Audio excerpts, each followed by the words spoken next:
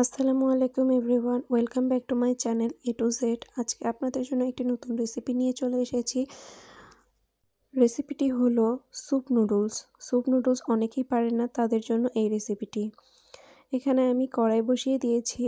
কড়াইয়ে গরম হয়ে গেলে এখানে পেঁয়াজ কুচি, মরিচ কুচি দিয়ে দিচ্ছি এবং পেঁয়াজ কুচি, মরিচ কুচি দিয়ে দেওয়া হয়ে গেলে সামান্য পরিমাণের সয়াবিন তেল এখানে দিয়ে দেব। খুব সামান্য পরিমাণে সয়াবিন তেল দিয়ে দেবেন। সয়াবিন তেল দিয়ে দেওয়া হয়ে গেলে এখানে নাড়াচাড়া করে হালকা ভেজে নেবেন। পেঁয়াজ এবং মরিচ কুচিটি হালকা ভেজে নেওয়া হয়ে গেলে এখানে নুডলসের যে মশলাটি থাকে সেই মশলাটি দিয়ে দেবেন। সেই মশলাটি দিয়ে হালকা করে নেড়ে নেবেন এবং নেড়ে নেওয়া হয়ে গেলে এখানে পরিমাণ মতন সয়া সস এবং টমেটো সস দিয়ে দেবেন। আমি এখানে শুধু টমেটো সস ব্যবহার করেছি 1 প্যাকেট। টমেটো সস দিয়ে ভালো করে নেড়ে এখানে অল্প পরিমাণের সামান্য পরিমাণের পানি দিয়ে দিতে হবে। এতে মশলাটি পুড়ে যাবে না এবং তেতো হয়ে যাবে না। পানি দিয়ে কিছুক্ষণ নাড়াচাড়া করতে হবে।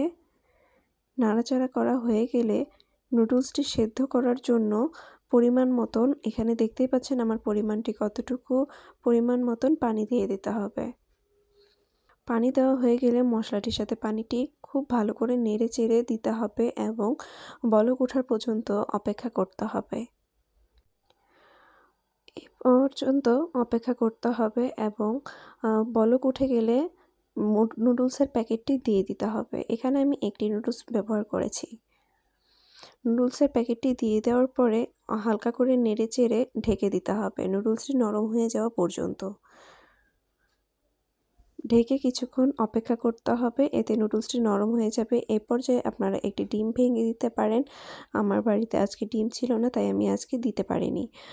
হালকা করে নেড়ে চেড়ে আবারও ঢাকা দিয়ে দিতে হবে এবং 5-7 মিনিট অপেক্ষা করতে হবে। এই পর্যায়ে আমি 1 চিমটি পরিমাণের লবণ দিয়ে দিয়েছি।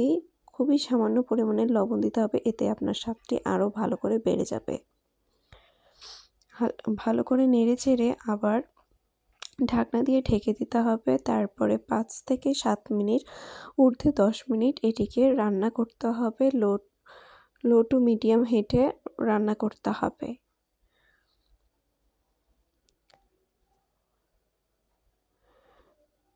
5 থেকে 10 মিনিট পর চলে এসেছি। আমার নুডলসটি তৈরি হয়ে গিয়েছে।